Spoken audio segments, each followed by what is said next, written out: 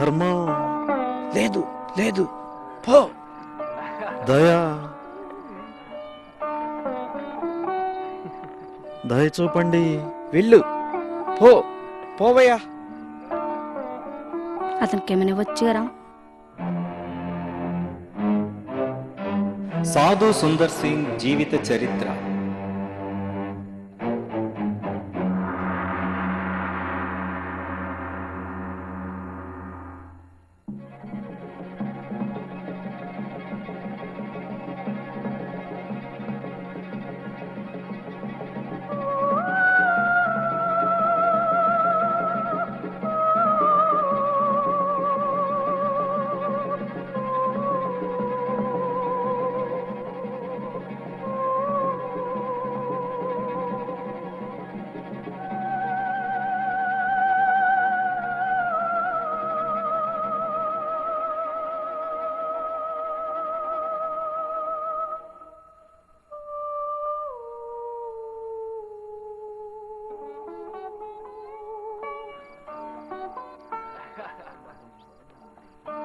రామ్, నువ్వు రేపు బొంబాయి వెళ్తావా?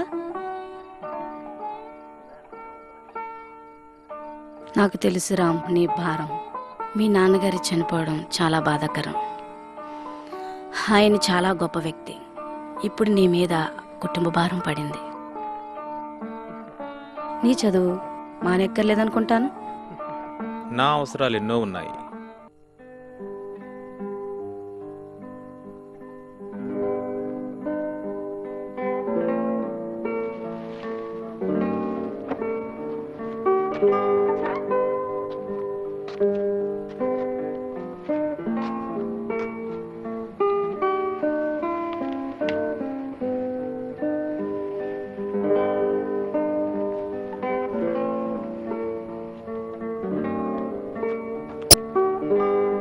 రామ్, ఏంటమ్మా? నీకేదో పార్సల్ వచ్చిందిరా. శాంతి పంపింది. శాంతి ఇందాకే కలిసింది, ఈ విషయం చెప్పలేదే. శాంతి సంగతి నీకు తెలుసు కదా. శాంతి,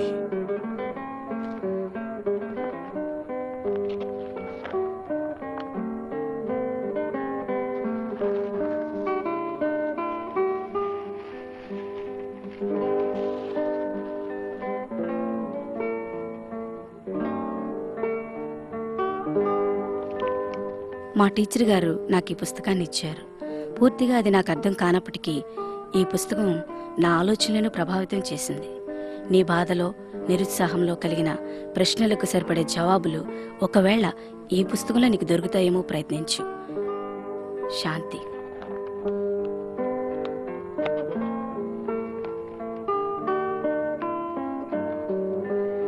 రామ్, చెప్పమ్మా. నీ పెట్టి సర్దనా? నేను సర్దుకుంటాను.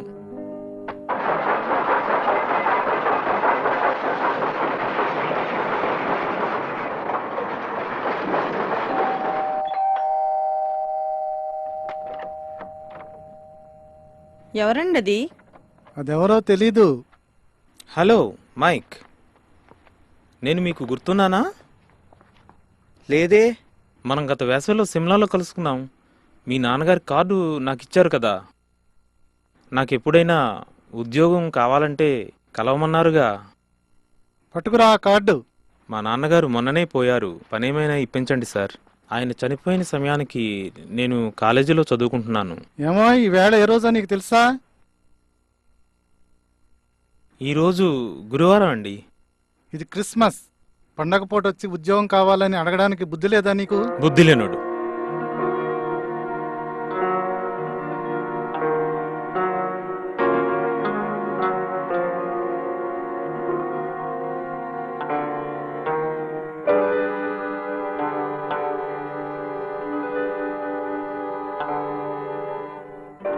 లైట్ ఆఫ్ చేయి బాబు.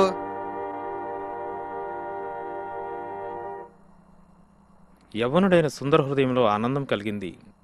క్రొత్త పాటలు పాడుకోవచ్చు, క్రొత్త విషయాలు తెలుసుకోవచ్చు, ఇతరులను ప్రేమించి దయచూపే సమయం ఇది.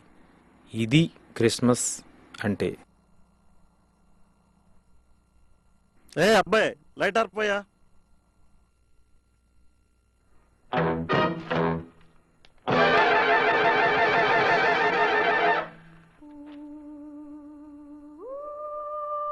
సారీ, పనేమీ లేదు ఇక్కడ.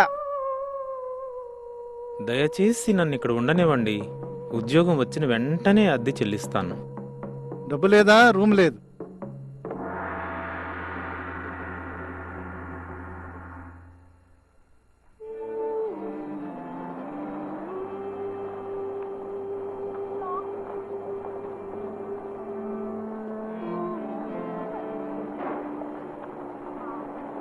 నా సాయం కావాలా? నేనేదో పల్లెటూరి వాడినని మోసం చేయాలనుకుంటే నీ టైం వేస్టే. నా దగ్గర పైసా కూడా లేదు. ప్లీజ్ ప్లీజ్ నా మాట ఆలకించండి.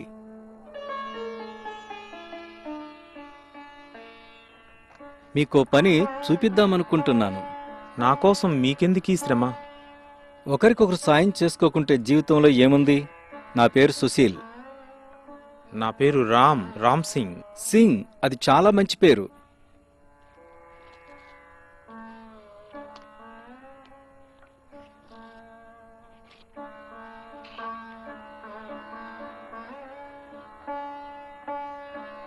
ఆయన తెలుసా? సాధు సుందర్ సింగ్. తెలియదు. ఆయన జీవితమే నన్ను మార్చింది.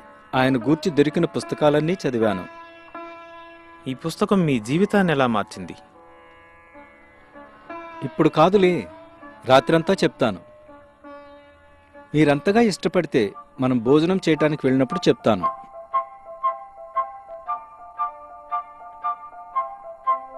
సుందర్ సింగ్ తల్లి అతని చిన్నతనం నుండే భక్తిగా జీవించడం నేర్పించింది. సుందర్ తండ్రి షేర్ సింగ్ ఎంతో ఆస్తిపరుడు. తన కొడుకు సుందర్ ఆసక్తి గూర్చి ఆయనకు అర్థమయ్యేది కాదుగాని అబ్బాయి విషయంలో చాలా అతిశయించేవాడు.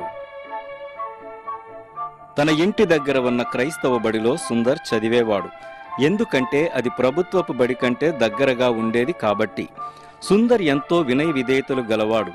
టీచర్లందరికీ ఎంతో సన్నిహితంగా ఉండేవాడు. గాని క్రైస్తవ్యం పట్ల వ్యతిరేక భావాలు తన హృదయంలో ఉండేవి. సుందర్ ప్రకృతిని ఎంతో ప్రేమించేవాడు. అడవిలో ఉన్న జంతువులను, పెరట్లో ఉన్న పశువులను మచ్చిక చేసుకునేవాడు.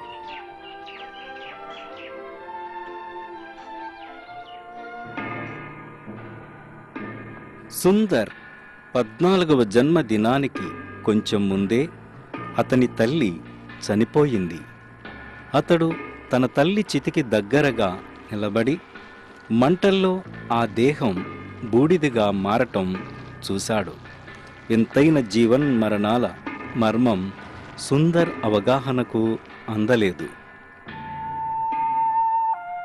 సంవత్సరాలు గడిచే కొలది జీవిత పరమార్థాన్ని, మనశ్శాంతిని అన్వేషించే ధ్యానంలో ఎక్కువగా గడపటం మొదలుపెట్టాడు.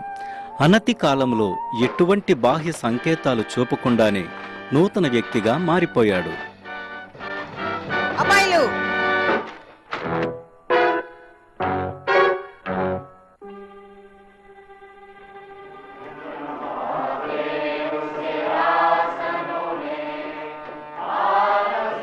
కొంతమంది క్రైస్తవులు కూడి ఆరాధించే సమయంలో వారిపై సుందర్ తన స్నేహితులతో కలిసి పేడను విసిరేవాడు. సింటూ, కొత్త బైబిల్ కొనరా. ఎందుకు? రా చెప్తాను. పాస్టర్ గారి ముఖం చూడాల్సిందిరా. దేవుడు దీవించుగాక అని నాతో అన్నారు. ఆ మంట సిద్ధమేనా? సిద్ధమే.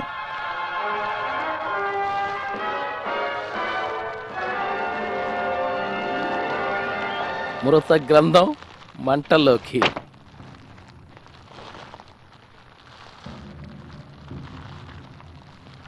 ఇదేనా అతడు కోరుకున్నది?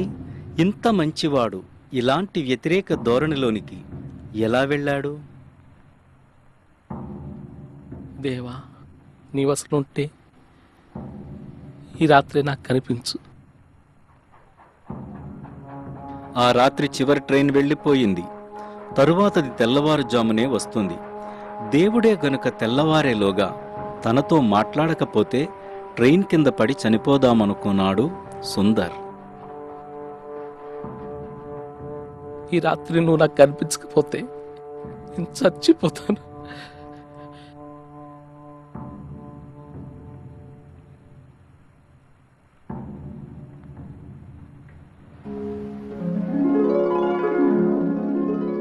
నేనే మార్గమును సత్యమును జీవమును నా ద్వారానే తప్ప ఎవడును తండ్రి యొద్దకు రాడు.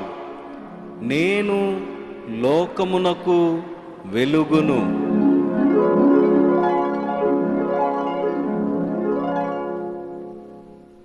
నాన్నగారు, నాన్నగారు, ఏమైంది? నేను యేసుని చూశాను. నీకేమైనా పిచ్చా? ఈ వార్త ఊరంతా తెలిసిపోయింది. షేర్ సింగ్ కొడుకు యేసుక్రీస్తును నమ్ముకోవడమా? సుందర్ తండ్రి మంచివాడు, జ్ఞానవంతుడు. అందరికంటే ఆయనే ఎక్కువగా ఆశ్చర్యపోయాడు. తన అన్నదమ్ములు ఆయనను బహిరంగంగానే బాధ పెట్టారు. 1889లో సుందర్ జన్మించినప్పటి నుండి అతని తల్లి ఈ దేవాలయానికి తీసుకుని వచ్చేది.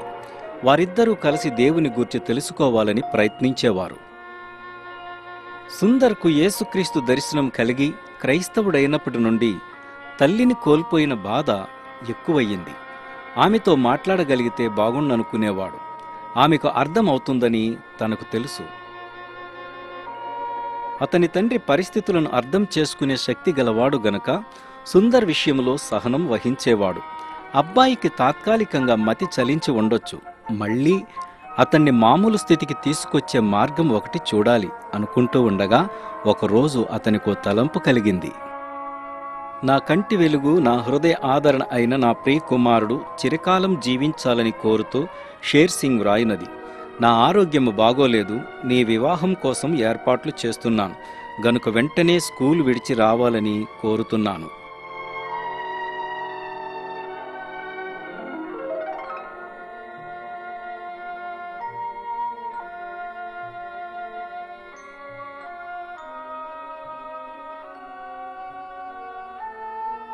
తండ్రి ఆనందం ఎంతో కాలం నిలవలేదు. సుందర్కు తండ్రి ఆరోగ్యం గూర్చి ఎంతో శ్రద్ధ ఉన్నప్పటికీ తన క్రొత్త విశ్వాసాన్ని విడిచిపెట్టే ఆలోచనలను దగ్గరకు రానియ్యలేదు.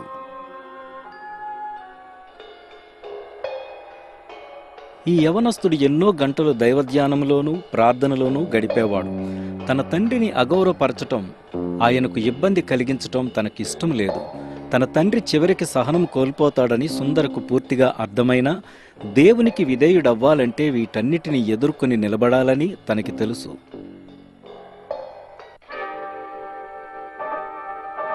సుందర్ మూర్ఖుడా, ఇక ఏమాత్రం నా కొడుకు అనిపించుకోవడానికి నీకు అర్హత లేదని శాశ్వతంగా నిన్ను వెలివేస్తున్నానని సింగ్ నామంలో ప్రకటిస్తున్నాను.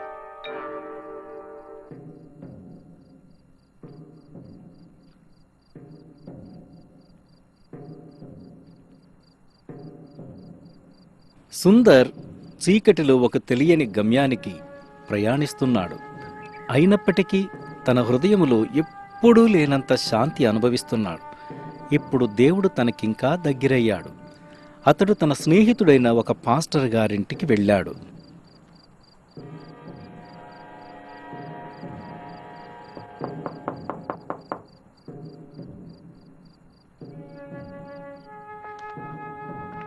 నీకోసం ప్రార్థన చేశాను. వందనాలు. నీ పరిస్థితులు ఎలా ఉన్నాయి? అంతా బాగుంది. ఏమైంది?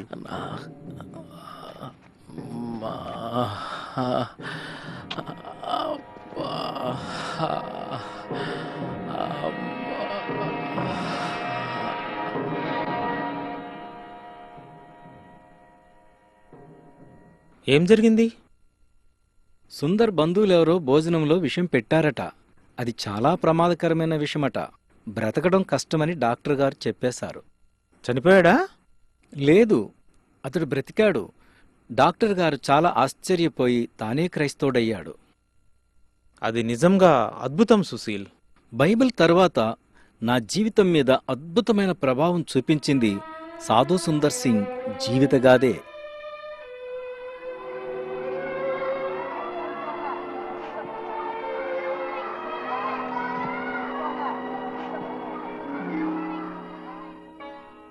చూడండి, ఈ దువ్వెనలు చాలా నాణ్యమైన తయారీ. చాలా కాలం మన్నుతాయండి.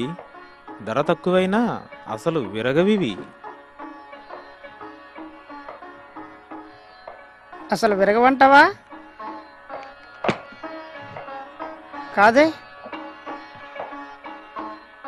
ఈ దువ్వెన్లు విరిగిపోయేవైనా ధరను బట్టి చూస్తే చాలా మంచివి, చాలా ఉపయోగపడతాయి ఇవి. ఓ డజన్ నువ్వు నాకు అర్థం కావట్లేదు. నీలా నేను అమ్మలేకపోయాను.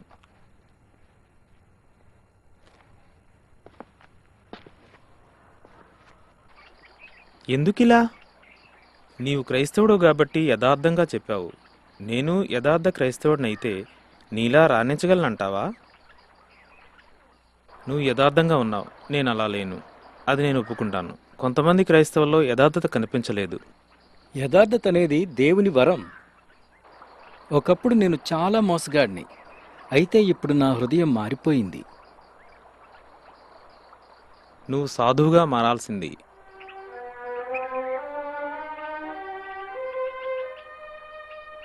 ఈ అబ్బాయి కోసం చెప్పావే, సుందర్ సింగ్, ఎందుకు అతన్ని సాధు సుందర్ సింగ్ అంటారు?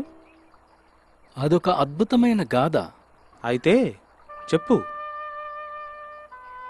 తన చిన్నతనంలో సుందర్ తన తల్లితో కలిసి గంగానది తీరానికి ఎన్నోసార్లు వచ్చాడు. అయితే ఇప్పుడు ప్రకృతి మందిరములో ఒంటరిగా గడపాలనుకున్నాడు. తన జీవితంలో దైవ చిత్తాన్ని అన్వేషిస్తూ అరణ్యంలో ప్రార్థన ఉపవాసములతో పరిశుద్ధ లేఖనాల ధ్యానములోనూ ఎన్నో రోజులు గడిపాడు. ఇలా అరణ్యములో గడుపుతున్న రోజులలో ఒకసారి ప్రత్యేకంగా భారత క్రైస్తవుల కోసం ప్రార్థించాడు. సంఘం బాగా విదేశీయతను సంతరించుకోవడం చూసి కలత చెందాడు. భారత సంస్కృతి కోసం క్రీస్తు ఒక ప్రత్యేక సందేశాన్ని కలిగి ఉన్నాడని సుందర్ విశ్వసించాడు. నేను నీ కాపరిని, నా మార్గములలో నడిపించదను. గాఢాంధకారపు లోయలలో నీవు సంచరించినను ఏ అపాయమునకు భయపడవు. క్రొత్త నిబంధన కాలము నుండి ఇంతవరకు యేసుక్రీస్తు సంఘం రుచి చూడని దాన్ని, నిరాడంబరమైనదైనప్పటికీ ప్రభావపూరితమైన పరిచర్యను అతడు ఆరంభించాడు. భారతదేశమంతటా నడుస్తూ గ్రామ గ్రామాలు తిరుగుతూ తాను అన్వేషించి తెలుసుకున్న అద్భుత ఆత్మీయ సత్యాలను ప్రజలకు వివరిస్తూ వారు కూడా అట్టి అనుభవాలను పొందాలని వారిని ఆహ్వానించేవాడు. దేవుడు మనలను ఎంతో ప్రేమించి తన ఏకైక కుమారుణ్ణి అనుగ్రహించాడు. ఆయనలో విశ్వాసం ఉంచే వారెవరూ నశింపక నిత్య జీవం పొందుతారు. ఎంతో మంది ప్రజలు ఈ యవనస్తుని సాక్ష్యాన్ని సంతోషంగా విని స్వల్పకాలంలోనే సాధు అని, సాధు సుందర్ సింగ్ అని పిలిచేవారు. అవును, అతడెక్కడికి వెళ్ళినా ప్రజలు, చిన్నపిల్లలు అతన్ని ప్రేమించేవారు. అతని జీవితం సంతోషభరితం, అయితే నిరుత్సాహం, శ్రమలు కూడా ఉండేవి.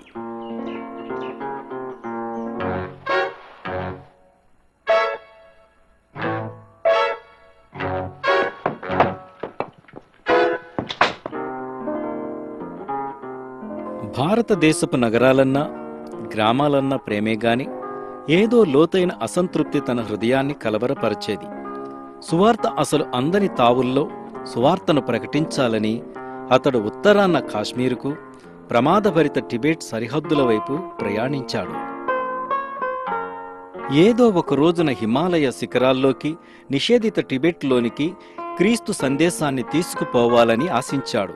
సంవత్సరం వెంబడి సంవత్సరం తన ప్రయాణాలను కొనసాగించాడు. రక్తం కారే పాదాలు గల అపోస్తులునిగా అందరూ చెప్పుకునేవారు. ఆయన రక్తం కారే పాదాలు, మండే హృదయము గల అపోస్తులుడు.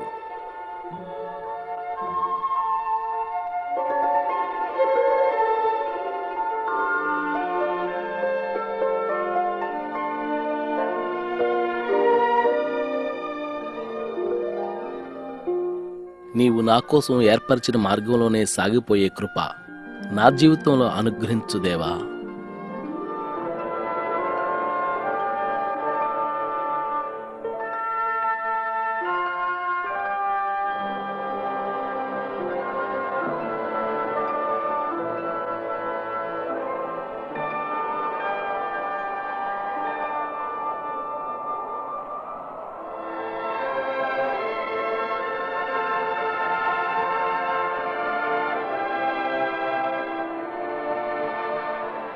సాధు జీవితంలో ఎన్నో సాహస కృత్యాలున్నాయి.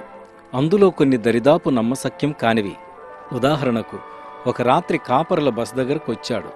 నిజానికి వారు హిమాలయ శిఖరాల్లోని దొంగలు.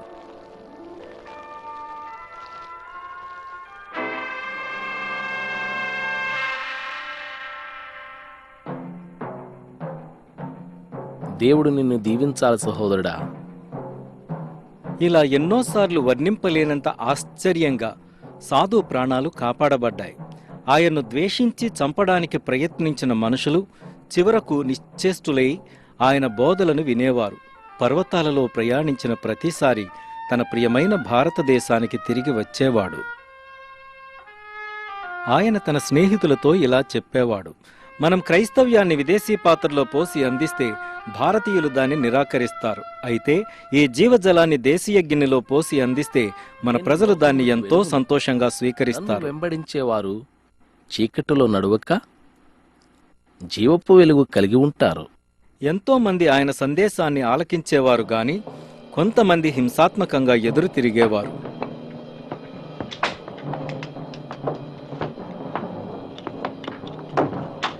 ఆయన శ్రమలను కోరి తెచ్చుకోకపోయినా అవి సంభవించినప్పుడు దేవునికి కృతజ్ఞతాస్తుతులు చెల్లించేవాడు. ఆయన సిలువనెత్తుకుని వెంబడించడానికి మనకున్నది ఒకే జీవితం అని తరచుగా చెప్పేవాడు. ప్రభువా, అందరిలో ఎన్నిక లేనివాణ్ణి ప్రభువా, అపాత్రుని, అయోగ్యుడి తండ్రి. ఎన్నోసార్లు మనుషుల ద్వారా శ్రమలు అనుభవించిన ప్రకృతిలోని పశుపక్షాదులతో మంచి అనుబంధాన్ని ఆస్వాదించేవాడు. ఆహా ప్రభువా, నీ కార్యములు ఎంత సుందరమైనవి, మహా అద్భుతం.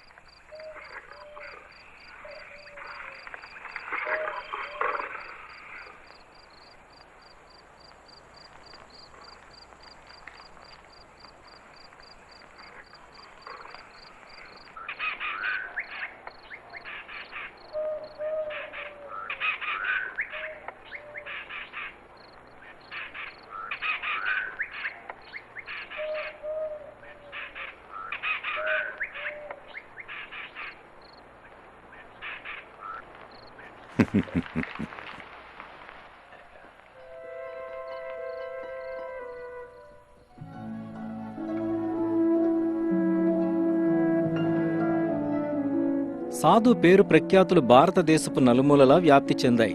పల్లెల్లోకి పట్టణాల్లోకి ఆయనెక్కడికి వెళ్లినా సందేశాలు వినడానికి ప్రజలు ప్రవాహంలా వచ్చేవారు. ఆయన పరిచర్య, సాహసకృత్యాలు సజీవ ఇతిహాసంగా మారి ప్రపంచమంతటా వ్యాపించాయి. క్రీస్తుని గురించి చాలా మందికి తెలుసు, అయితే ఆయనను వారు ఎరగరు.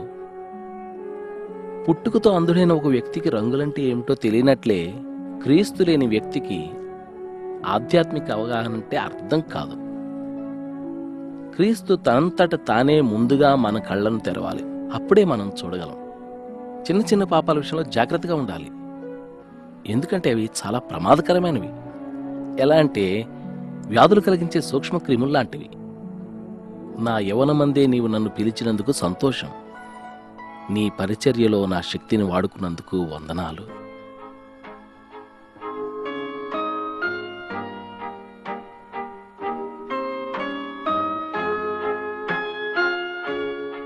పంతొమ్మిది 1920లో మొదటిసారిగా ఇంగ్లాండ్కు, అక్కడి నుండి అమెరికాకు ఆయన వెళ్ళాడు.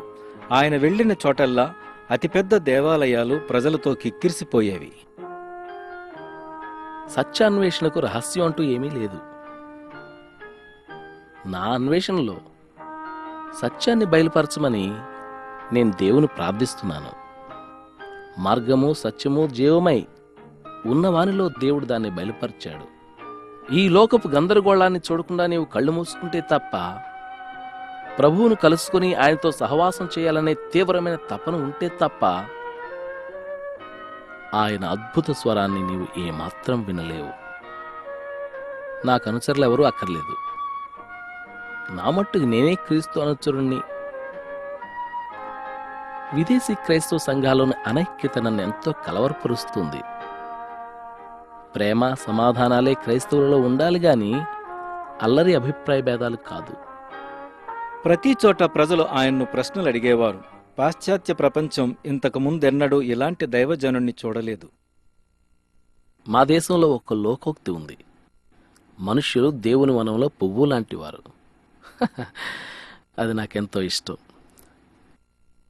పువ్వు సూర్యకాంతి ద్వారా తనలో శక్తిని అందాన్ని ఎలా పొందుతుందో అలాగే క్రీస్తు అనే నీతి సూర్యుని ద్వారా నేను దేవునితో సరాసరి సంబంధాన్ని కలిగి ఉన్నాను. అసలు ప్రకృతిని ఎందుకు ఆరాధిస్తాను? దేవుని సృష్టిని చూసి ఆశ్చర్యపడతాను. ప్రకృతి ఏమో భౌతిక ప్రపంచం. దేవుని చేతి పనిని చూసి ఆనందించి గొప్పగా ఉందంటాం. ఒక చిత్రకారుడు గీసిన చిత్రాన్ని చూసి అద్భుతం అంటాం. అయితే ఆ చిత్రకారుణ్ణే ఎరిగి ఉండటం గొప్ప అనుభవం. నాకు ఈ బట్టలు తప్ప వేరేవి లేవు. నా దుస్తులు, నా గెడ్డం దేశీయమైనవే. మా దేశంలో నేను ఒక సామాన్య సాధువులా జీవిస్తున్నాను. అక్కడ ఉండటమే నాకు ఇష్టం. నా ప్రియ భారతదేశంలో నా హృదయానికి ఎంతో దగ్గరైన నా ప్రజలతోనే ఉంటాను. మీ ఆహ్వానం మేరకు ఇక్కడ ఉన్నాను. ప్రియ స్నేహితుడా, దయ ప్రేమ కలిగిన ప్రజలు ఎంతో మంది మా భారతదేశంలో ఉన్నారు. చెప్పాలంటే పాశ్చాత్య దేశాల్లో నేను చూసిన చాలామంది కంటే దయ కలిగిన వారిని మా దేశంలో ఎరుగుదును. వారి జీవితాల్లో ఎంతో మంచితనాన్ని నేను స్వయంగా చూశాను. ఏ సంస్కృతికి చెందినవాడైనప్పటికీ మనిషి మంచితనాన్ని చూపే సామర్థ్యం ఉన్నవాడు. అయితే దేవుని ముందు మన నీతి క్రియలను మురికిగుడ్డ లాంటివి అని బైబిల్ చెప్తుంది. తండ్రి, అమెరికాకు, యూరోప్కు నన్ను పంపినందుకు కృతజ్ఞతలు తండ్రి. అది నాకెంతో సంతోషం. అయితే అది నా హృదయాన్ని ఎంతో బాధించింది కూడా. నీ బిడ్డలెంతో మందికి ఇది అర్థం కావడం లేదు ప్రభువా. వారు గ్రహించలేకపోతున్నారు. భూ సంబంధమైన ఐశ్వర్యం మనిషి ఆత్మకి ఎంతో పేదరికాన్ని కలుగు చేస్తుంది. ఓ నా తండ్రి. సాధు తన ప్రయాణాలలో ఎన్నో ప్రశంసలు పొందినప్పటికీ హిమాలయ శిఖరాల అవతల ఉన్న టిబెట్ ప్రజల గూర్చిన భారాన్ని మాత్రం హృదయంలో ఒక మూల దాచుకున్నాడు.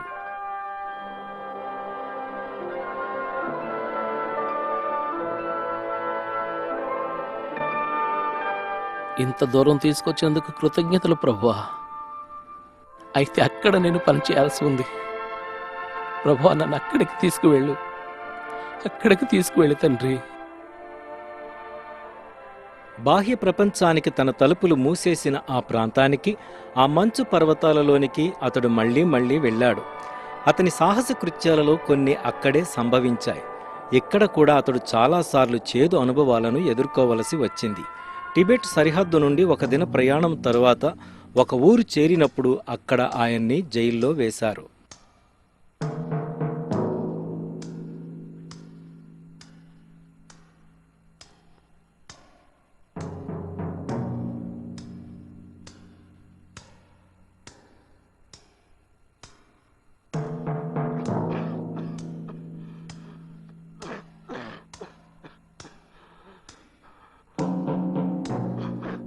అయ్యో ముసలి తాత,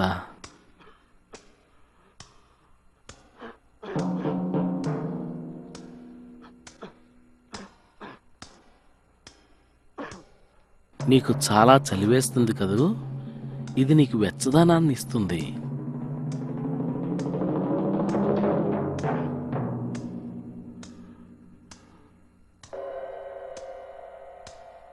ఎందుకు ఈ పని చేసావు? ఎందుకంటే నా దేవుడు ఇలా చేయమన్నాడు. ఎవరైనా రోగులకు సహాయం చేస్తే నాకు చేసినట్లే అన్నాడు. ఆ ఖైదీలలో చాలామంది క్రైస్తవులుగా మారినందువల్ల అధికారులు అతన్ని అక్కడ నుంచి బయటకు పంపివేశారు. అతన్ని సంత వీధిలోనికి తీసుకుని వెళ్లి బహిరంగంగా కొట్టారు. అతడు ఎంతో బాధ పొందినప్పటికీ ఆ శిక్షను మౌనంగా భరించటం చూసిన అధికారులు భయపడిపోయారు.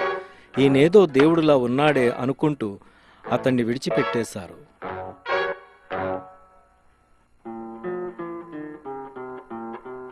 టిబెట్లోనికి ప్రవేశిస్తూనే స్నేహితుల్ని సంపాదించుకున్నాడు. దేవుడు లోకమును ప్రేమించెను. ఆ దేవుడే ఈ చిన్నాన్ని కూడా ప్రేమిస్తున్నాడు. ఇలా క్రైస్తవ్యం అనేది ఒక జీవిత విధానం. అందులో సంతోషం, ఆనందం, నిరీక్షణ ఉంటాయి. క్రీస్తన్నాడు, పక్షులను చూడండి, రేపటి కోసం అవి చింతిస్తాయా? పరలోకపు తండ్రి వాటిని పోషిస్తాడు కదా. సాధు సుందర్ సింగ్ ప్రజలను ప్రేమించేవాడు. అందరికంటే ఎక్కువగా చిన్న పిల్లలను ప్రేమించేవాడు. టిబెట్లోని చిన్న పిల్లల కోసం సండే స్కూలును స్థాపించటానికి ప్రయత్నం చేశాడు. బాగా పేరున్న ఒక లామా సాధు ఉపదేశాలకు ప్రభావితుడై తన ప్రాంతములో ఉన్న ప్రజలందరూ వచ్చి క్రైస్తవ సందేశాలు వినాలని ఆజ్ఞ జారీ చేశాడు. అయితే తన ప్రతి ప్రయాణంలో ఎన్నో వ్యతిరేకతలు కలిగినప్పటికీ, తన సాక్ష్యాన్ని తీవ్రంగా త్రోసిపుస్తున్నప్పటికీ సాధు టిబెట్ను 15 సార్లు దర్శించాడు. ఈ నిషేధిత దేశంలోనికి ఎవరైనా క్రొత్త మతాన్ని తీసుకుని వస్తే వారికి మరణశిక్ష విధించేవారు. అయినా అతని నూతన స్నేహితులు ఎన్నోసార్లు అతని భద్రత విషయంలో జాగ్రత్త తీసుకున్నారు.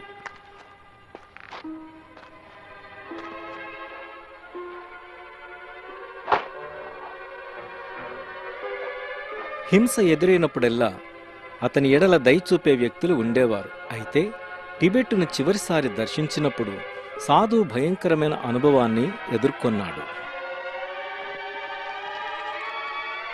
చావు కొత్తలో పడేయండి.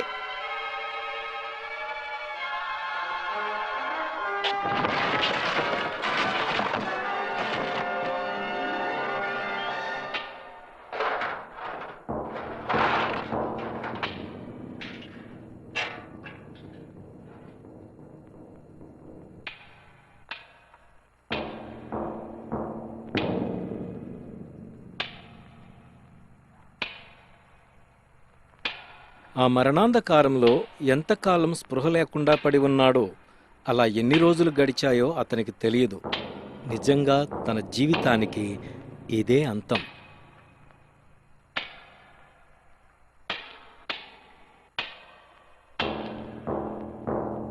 యేసు ప్రభువా, ప్రభువా, నీకోసం శ్రమలు అనుభవించడం నాకు ఇష్టమే, కానీ ఇది నేను భరించలేనట్టుగా ఉంది తండ్రి. క్షమించు ప్రభువా, క్షమించు.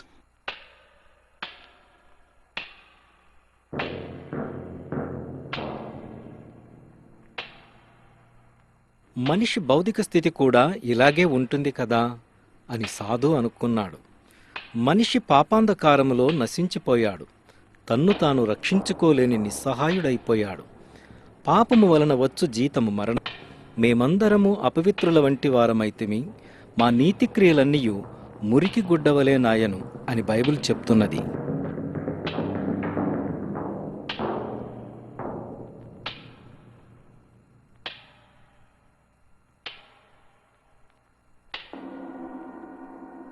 సాధు లేఖనాలను జ్ఞాపకం చేసుకుంటున్నాడు.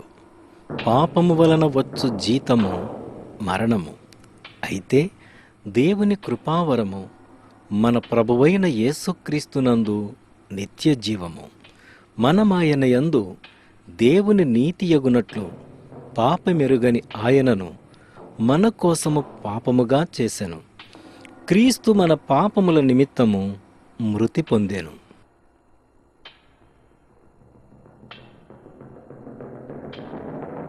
ఎలా కృతజ్ఞతలు చెప్పగలను తండ్రి. ఆయన మృతుల్లో నుండి లేచెను, నాలో నివసిస్తున్నాడు. నేనెక్కడున్నా, నా పరిస్థితులు ఎలా ఉన్నా, కృతజ్ఞతలు తండ్రి, కృతజ్ఞతలు. కాలం అలా గడుస్తూనే ఉంది. ఇక అతడు ఊపిరి తీసుకోలేని పరిస్థితికి వచ్చాడు.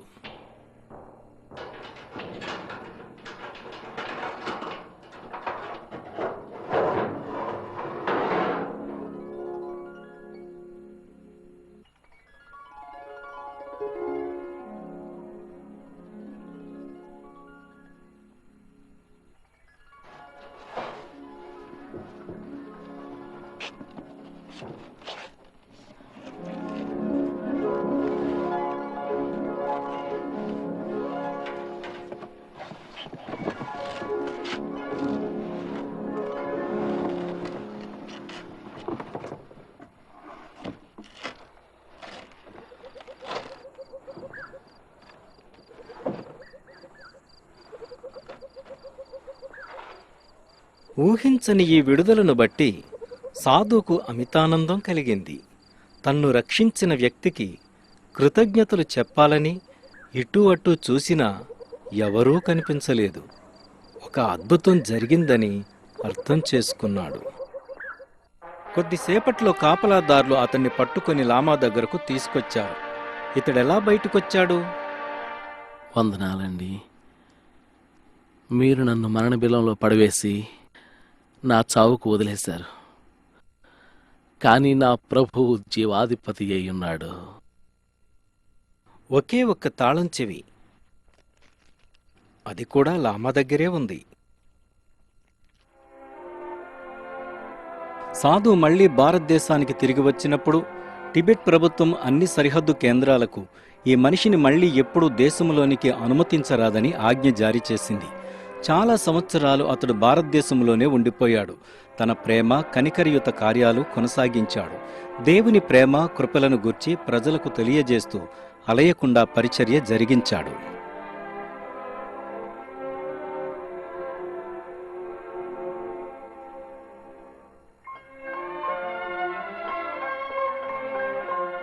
అయినా అతని హృదయంలో నెమ్మది లేదు. తన ఆలోచనలు, తన ప్రార్థనలు టిబెట్ చుట్టే తిరుగుతుండేవి. కాబట్టి 1929 సంవత్సరంలో స్నేహితులు వెళ్లవద్దని వారిస్తున్నప్పటికీ మళ్లీ టిబెట్లోనికి ప్రయాణం చేశాడు. ఇక వెనక్కి రాలేదు. ఏం జరిగిందో ఎవరికీ తెలియదు. బహుశా అతడు దేవుని కోసం చెయ్యాల్సింది అయిపోయిందేమో. అందుచేతనే తాను చేసిన ప్రయాణాలన్నిటికంటే అతిపెద్ద ప్రయాణం చేయటానికి అనుమతించబడ్డాడు. అది పరలోక ప్రయాణం.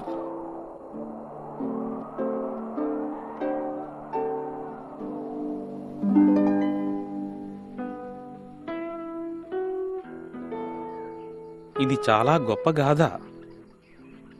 అవును, ప్రతిదీ నిజం. అలాంటి జీవితాన్ని జీవించలేం. నేను జీవించలేను. క్రీస్తు ఆత్మ మనలో నివసించినప్పుడే అలాంటి జీవితాన్ని జీవించగలం. మన ద్వారా ఆయనే ఈ లోకంలో తన ప్రేమను వెల్లడి చేస్తాడు.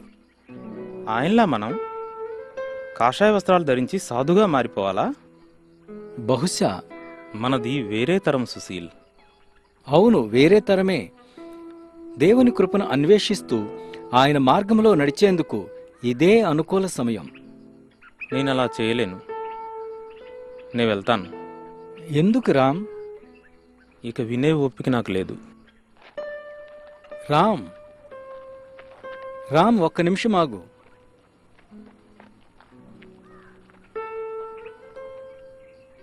దయచేసి ఇలాగరా.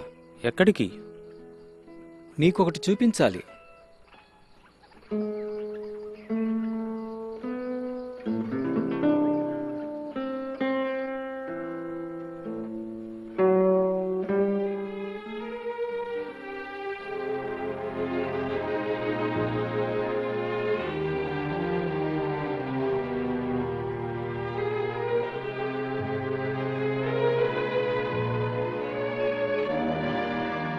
అది మీ ఇల్లా? నిన్ను ఇంటి నుండి వెళ్ళగొట్టేస్తారా? నువ్వు సాధు సుందర్ సింగ్లా?